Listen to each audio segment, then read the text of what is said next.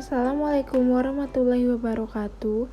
Mohon izin, kami dari MTJ 3.15 kelompok 5 akan menjelaskan topik mengenai gerakan massa dalam mata kuliah Kapita Selekta. Mohon izin memperkenalkan diri. Kami dari kelompok 5 yang beranggotakan Agil Ahdanuzil, Valia Liva Asri, Maulana Naldiansyah, dan Rahma Nova Aryani. Di sini saya akan menjelaskan apa yang dimaksud dengan massa, kelompok, dan gerakan massa. Untuk massa atau crowd adalah suatu bentuk kumpulan individu-individu. Dalam kumpulan tersebut tidak terdapat interaksi dan dalam kumpulan tersebut tidak terdapat adanya struktur daripada umumnya massa berjumlah orang banyak dan berlangsung lama. Kelompok adalah kumpulan manusia dalam lapisan masyarakat yang mempunyai ciri atau atribut yang sama dan merupakan satu kesatuan yang saling berinteraksi karena memiliki persamaan. Kelompok-kelompok mempunyai tingkat hasut yang tinggi. Sedangkan gerakan massa terbentuk adanya objek yang menjadi fokus dan dapat terbentuk secara kontinu, misalnya jamaah sholat di masjid-masjid. Orang-orang yang berkumpul di stasiun kereta api. Kumpulan orang massa ini merupakan yang massa pasif atau sering disebut audiens. Selanjutnya ada jenis gerakan massa. Para sosiologi membedakan gerakan massa ke dalam beberapa jenis. Yang pertama ada lingkup. Lingkup sendiri dibagi menjadi dua, yaitu gerakan reformasi dan gerakan radikal. Gerakan reformasi adalah gerakan yang didedikasikan untuk mengubah beberapa norma, biasanya hukum, untuk mencapai akhir tujuan, seperti dalam kasus gerakan aborsi, agar dapat terciptanya pembuatan hukum perundang-undangan. Gerakan radikal. Gerakan radikal adalah gerakan yang didedikasikan untuk adanya perubahan segera terhadap sistem nilai dengan melakukan perubahan-perubahan secara substansi dan mendasar, tidak seperti gerakan reformasi. Contohnya seperti gerakan penghuni gubuk Abah Lalin Basem, John Dolo di Afrika Selatan yang menuntut dimasukkannya para penghuni gubuk secara penuh ke dalam penghunian kehidupan kota. Yang kedua, ada jenis perubahan. Gerakan inovasi adalah gerakan yang ingin mengaktifkan norma dan nilai-nilai tertentu untuk efek menjamin keamanan teknologi yang tidak umum.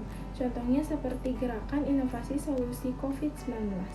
Gerakan konservatif adalah gerakan yang ingin menjaga norma-norma yang ada, nilai dan sebagainya. Gerakan modern menentang penyebaran makan transgenik dapat dilihat sebagai gerakan konservatif. Gerakan ini bertujuan untuk melawan perubahan teknologi secara spesifik, namun dengan cara yang progresif dan hanya bersikap anti perubahan. Sedangkan untuk hasil tujuan kepentingan tidak dapat bertahan. Selanjutnya ada target. Gerakan fokus berkelompok bertujuan untuk mempengaruhi para kelompok-kelompok atau masyarakat umum untuk mengajurkan perubahan sistem politik misalnya.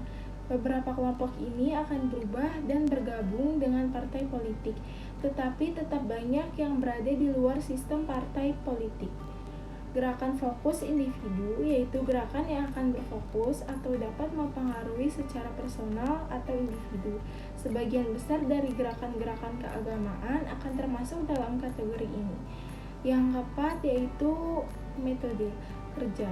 Gerakan damai yang bertujuan untuk menolak adanya gerakan kekerasan, contohnya seperti hak-hak sipil Amerika untuk melarang diskriminasi ras terhadap Afrika Amerika yang memulihkan hak-hak suara mereka. Gerakan kekerasan umumnya gerakan yang menggunakan senjata, contohnya seperti Tentara Pembebasan Nasional Zapatista. Selanjutnya ada jenis gerakan lama dan baru. Gerakan lama adalah gerakan untuk perubahan yang telah ada sejak awal masyarakat. Sebagian besar merupakan gerakan-gerakan abad ke-19 bertujuan untuk kelompok-kelompok sosial tertentu, seperti gerakan anti perbudakan. Gerakan baru, gerakan yang menjadi dominan mulai dari paruh kedua abad ke-20, seperti gerakan feminis. Gerakan ini dikenal sebagai gerakan sosial baru dan biasanya berpusat di sekitar isu-isu yang sama, tidak terpisahkan dari masalah sosial. Yang terakhir ada jangkauan. Gerakan secara internasional adalah gerakan sosial yang mempunyai tujuan serta sasaran secara global, seperti gerakan anti-globalisasi dan gerakan anarkis, berusaha untuk mengubah masyarakat secara global. Gerakan lokal yang sebagian besar dari gerakan sosial memiliki lingkup lokal dengan gerakan yang didasarkan pada tujuan lokal atau regional seperti melindungi daerah alam tertentu.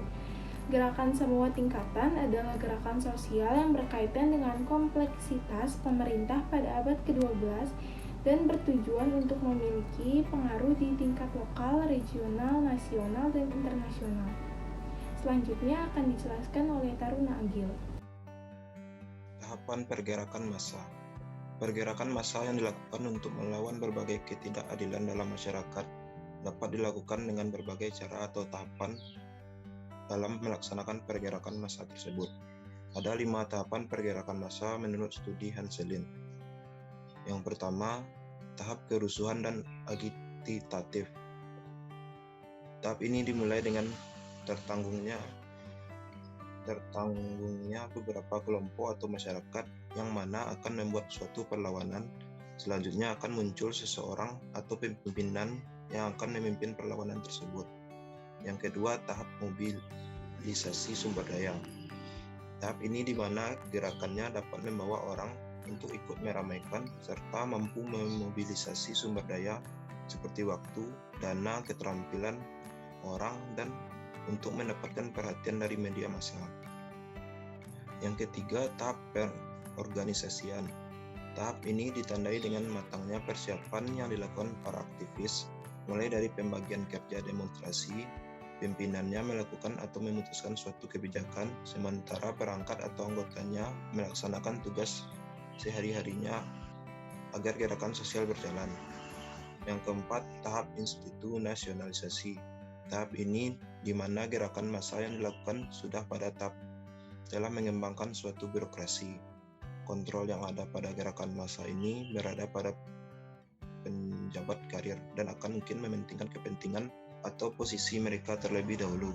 Pada tahap ini, gairah politik sangatlah kental dan terasa dalam gerakan sosial yang dilaksanakan tersebut. Yang kelima, tahap kemunduran dan kemungkinan kebangkitan kembali. Tahap ini, manajemen kegiatan gerakan massa dilakukan oleh pemimpinan yang sehari-hari mendominasi adanya sentimen perubahan politik dan tidak adanya lagi komitmen yang kuat dari orang-orang yang ikut dalam gerakan sosial ini. Selanjutnya akan dijelaskan Taruna Maulanda Nardiansyah. Agresivitas gerakan massa radikal. Agresivitas diartikan sebagai suatu perilaku menyerang orang lain, dan juga menurut Berkowitz mengartikan sebagai perilaku memusuhi individu lain dengan bentuk pernyataan tegas, pemaksaan diri, dan dominasi kekuasaan secara ekstrim. Adapun pengertian radikal adalah amat keras menuntut suatu perubahan. Sehingga dapat kita artikan agresivitas gerakan massa radikal merupakan gerakan revolusioner dan juga reaksioner yang memiliki kecenderungan menempuh cara-cara radikal dalam mengupayakan perubahan sosial.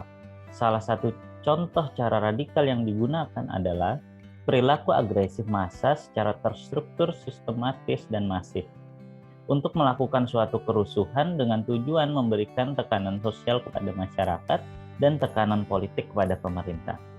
Dalam perjalanan bangsa Indonesia, terdapat 2 contoh agresivitas gerakan massa radikal yang mempengaruhi kemerdekaan, yaitu pada saat awal-awal kemerdekaan Republik Indonesia pada 17 Agustus 1945, terjadinya pemberontakan PKI Madiun pada tahun 1948.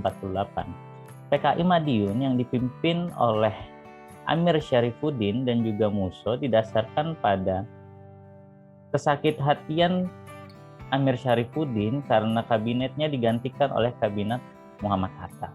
Kemudian adanya juga suatu cita-cita untuk menyebarluaskan paham komunis untuk menggantikan ideologi Pancasila di Indonesia. Cita-cita ini ingin diwujudkan dalam suatu bentuk Republik Indonesia Soviet. Dalam pemberontakan PKI Madiun tahun 1948 ini, beberapa kiai dan tokoh masyarakat di Madiun menjadi korban yaitu tercatat setidaknya ada 17 korban jiwa. 17 tahun berselang, PKI melakukan ulahnya kembali, yaitu yang kita kenal dengan gerakan 30S PKI pada tahun 1965. PKI kembali bangkit karena terindikasi ingin memperkuat ideologi komunis. Karena presiden pada saat itu, yaitu Presiden Soekarno, memberikan sinyal atau lampu hijau terhadap berkembangnya ideologi komunis. Kali ini PKI, gerakan 30S PKI tahun 1965 dipimpin oleh DN Aidit. Pemberontakan ini didasarkan adanya tuduhan adanya suatu Dewan Jenderal yang ingin melakukan kudeta terhadap pemerintahan Presiden Soekarno pada saat itu. Oleh karena itu, terjadilah suatu penculikan dan pembunuhan perwira tinggi TNI Angkatan Darat oleh Partai Komunis Indonesia yang dilakukan komponen Cakrabirawa. Akhirnya, karena suatu serangan yang sangat mendasar, Brigjen Soeharto melakukan penumpasan terhadap Partai Komunis Indonesia, sehingga Partai Komunis Indonesia tidak diizinkan lagi untuk berkembang di Indonesia. Sekian dari kelompok kami, mohon maaf bila ada kesalahan. Wassalamualaikum warahmatullahi wabarakatuh.